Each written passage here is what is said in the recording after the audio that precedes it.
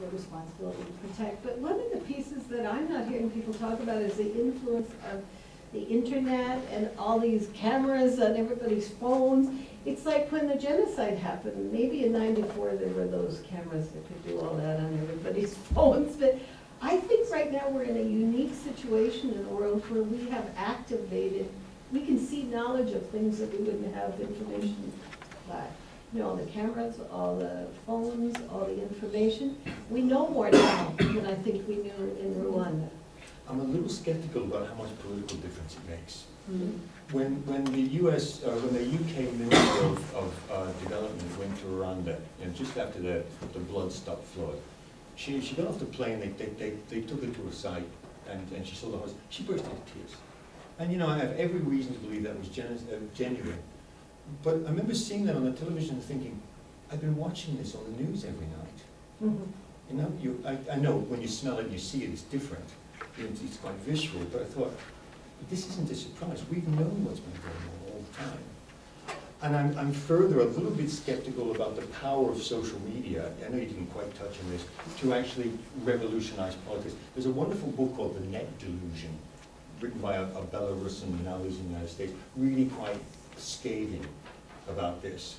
And he shows you the other side of the coin, which is also how repressive governments use social media. And I think it's an important corrective to some of our understandable utopian or idealist impulses, which I share. But you do have to be a little bit careful of this stuff. We're saturated with images of horror and violence and fighting. If it doesn't make it better, does it make it worse? I'm not sure that politically it makes things any more likely. I mean, you know, what does anyone think our embassies are doing?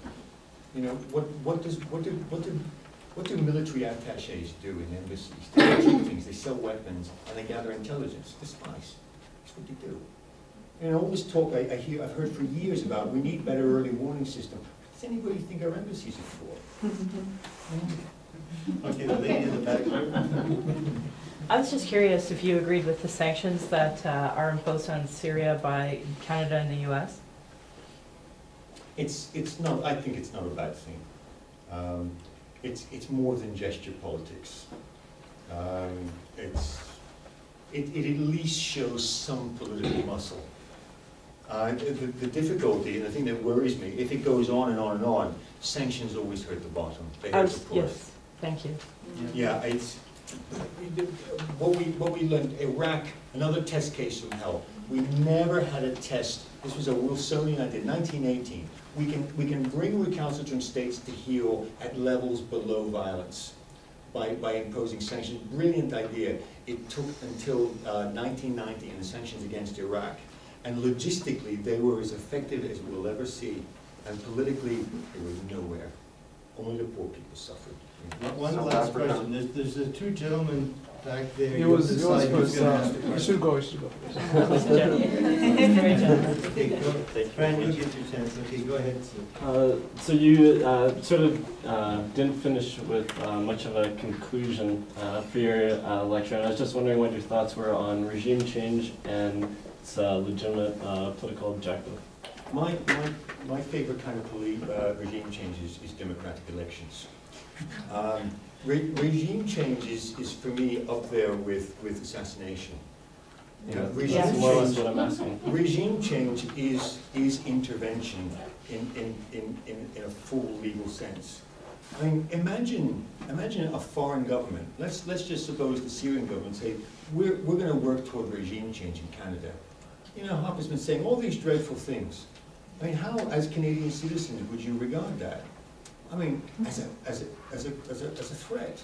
You don't say that you're going to assassinate. It's like no. But Palestinian president, Arafat. Right. But if somebody were to say, you know, you need regime change, and everybody knows elections don't work. You know, you want to import? You want to bring that back home? I don't think so. Okay, Fran's going to have the last word. What could we do in terms of convincing Russia, China to get Syria to moderate? What could we do in convincing our side to moderate so there's fewer innocents getting killed? Directly to Russia and China, nothing at all, I think is the fast answer.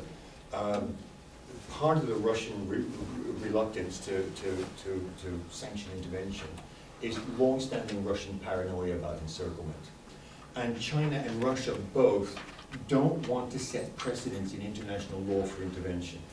They're very, very frightened. I mean, we're not really going to intervene on behalf of the Tibetans. You know, we're not going to stand up to the Red Army for the purpose of rescuing Tibetans. It's not going to happen for the range of obvious, you know, practical and political reasons that I've already rehearsed.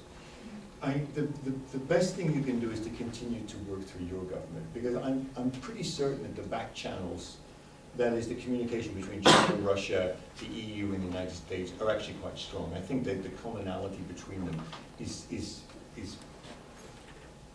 nobody wants regionally based chaos in a part of the world that's already fragile. So, you know, you just keep agitating the Canadian government. And I think the sanctions are probably no bad thing, at least for the moment. Okay, thank you very much, Jim, and I appreciate it.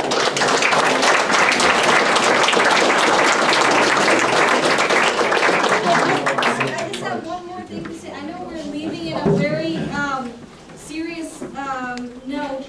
I want to bring back a little a light fare in this. Our next event is on July 20th, Friday at 4:30 p.m. at the Peace Bridge. I just talked to you about the Peace Run. We're doing this promotional event for the Peace Run called the Dance Walk. And if there's anybody amongst you, you know, your parents, your kids, your brothers, sisters, neighbors, bring them up, you know, learn about peace building. We're going to be walking just for 15 minutes at the Peace Bridge in near downtown, doing dance walking through to bring awareness towards peace. So if you guys are into it, July 20th, I've given you all flyers for that. And then if you're into free yoga, show up on August 23rd. So that's it.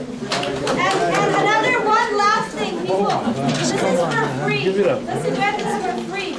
But we bring Jim Whitman all the way from Bradford in England. If there's any change you can spare towards donation, this is a completely donor-funded organization. The university only pays for my office. So there's a box right in the back. Please feel free to any change. Thank